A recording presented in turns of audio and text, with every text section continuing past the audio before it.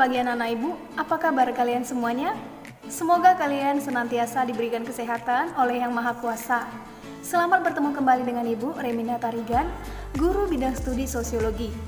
Mari kita sama-sama berdoa agar pandemi ini segera berakhir, agar tentunya kita bisa kembali bertatap muka seperti biasanya. Oke anak-anak ibu? Nah, minggu lalu kita telah belajar tentang pengertian dan ciri-ciri sosiologi.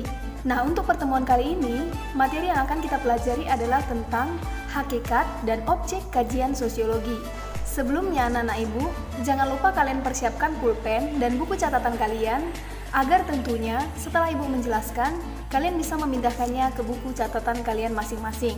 Baiklah anak-anak ibu, kita langsung masuk materi yang pertama, yakni hakikat sosiologi. Hakikat sosiologi yang pertama adalah sosiologi merupakan ilmu sosial.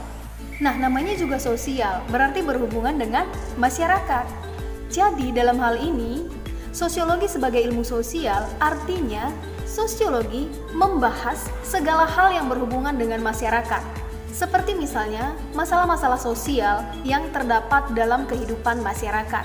Adapun contoh masalah sosial tersebut adalah pelacuran, homoseksualitas, kriminalitas, korupsi, modernisasi, globalisasi, dan lain sebagainya. Nah, semua permasalahan sosial tersebut akan dipelajari di dalam sosiologi.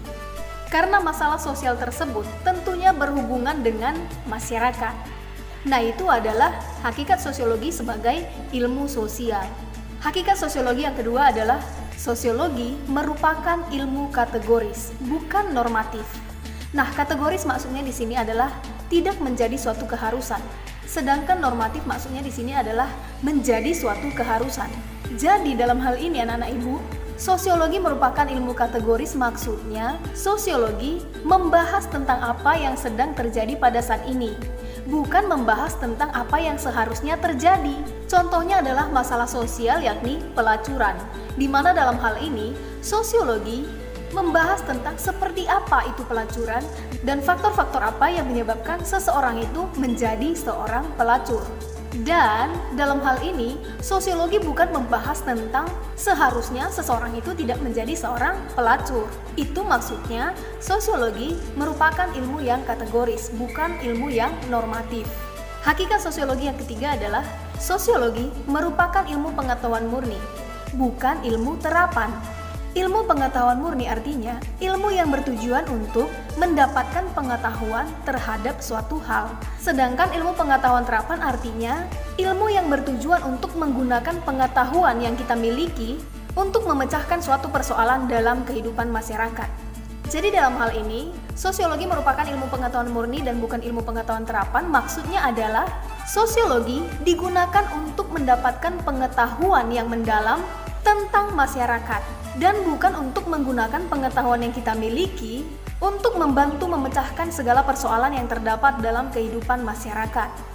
Nah, contohnya adalah seorang ahli sosiologi ataupun yang sering disebut dengan sosiolog, di mana sosiolog tersebut ingin meneliti tentang kehidupan para pemulung, di mana dalam hal ini sosiolog tersebut melakukan yang namanya penyamaran, di mana dia menyamar menjadi seorang pemulung. Nah, tujuannya adalah sosiolog tersebut ingin mengetahui tentang seperti apa kehidupan yang dijalani oleh para pemulung. Dan di sini, sosiolog tersebut meneliti kehidupan para pemulung bukan bertujuan untuk mencari jalan keluar ataupun solusi agar tidak ada lagi yang namanya pekerjaan sebagai pemulung.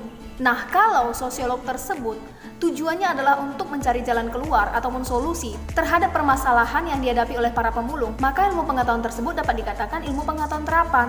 Nah, jadi seperti itulah maksudnya, sosiologi merupakan ilmu pengetahuan murni dan bukan merupakan ilmu pengetahuan terapan. Hakikat sosiologi yang keempat adalah sosiologi merupakan ilmu pengetahuan yang abstrak dan bukan konkret. Nah, yang dikatakan abstrak berarti tidak berwujud, tidak kelihatan. Sedangkan yang dikatakan konkret berarti berwujud ataupun kelihatan. Jadi dalam hal ini anak-anak ibu, sosiologi merupakan ilmu pengetahuan abstrak dan bukan konkret. Maksudnya adalah sosiologi mempelajari tentang segala peristiwa yang terdapat dalam kehidupan masyarakat, namun wujudnya tidak konkret ataupun wujudnya tidak kelihatan. Contohnya adalah seorang ahli sosiologi meneliti tentang kasus penipuan online yang sering terjadi melalui media sosial. Dalam hal ini menunjukkan bahwa sosiolog tersebut meneliti tentang peristiwa yang terjadi dalam kehidupan masyarakat yang wujudnya bersifat abstrak.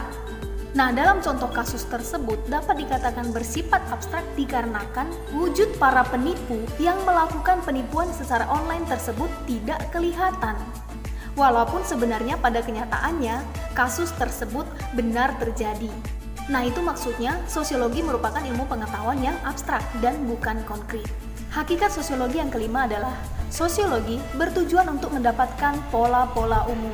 Nah, pola-pola umum yang dimaksud di sini adalah pola-pola yang terdapat dalam interaksi manusia, seperti misalnya hukum, struktur masyarakat, prinsip hidup masyarakat, dan lain sebagainya.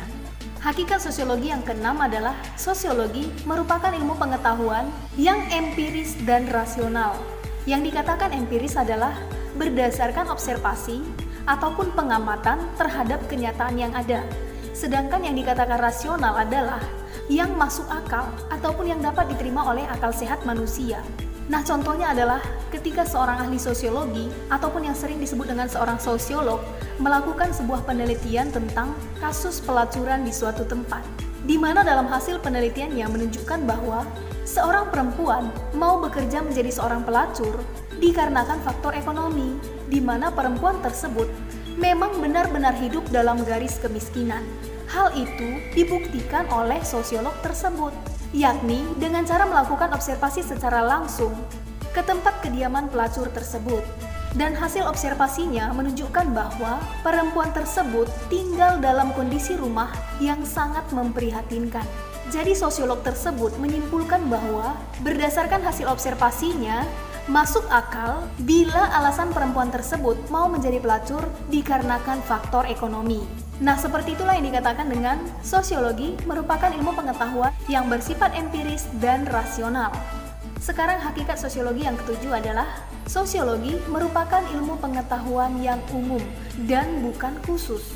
Artinya, sosiologi mempelajari gejala-gejala yang terdapat pada masyarakat secara umum, bukan mempelajari gejala-gejala yang terdapat pada individu secara khusus. Nah, seperti itulah maksudnya sosiologi merupakan ilmu pengetahuan umum dan bukan khusus. Nah, jadi anak-anak ibu, itu adalah 7 hakikat ilmu sosiologi. Sekarang kita masuk materi yang selanjutnya, yakni objek kajian sosiologi. Nah, jadi anak-anak ibu, objek kajian sosiologi di sini adalah masyarakat. Jadi, segala hal ataupun segala peristiwa yang terjadi dalam masyarakat akan dikaji dalam sosiologi. Seperti misalnya kriminalitas, perubahan sosial, nilai, norma, interaksi sosial, sosialisasi, dan lain sebagainya. Di mana semuanya itu akan dikaji dalam ilmu sosiologi. Nah, baiklah anak-anak ibu, itu saja materi kita tentang hakikat dan objek kajian sosiologi. Semoga apa yang ibu jelaskan dapat kalian pahami dan dapat kalian mengerti. Terima kasih dan sampai jumpa pada materi kita yang selanjutnya. Tetap semangat dan tetap jaga kesehatan.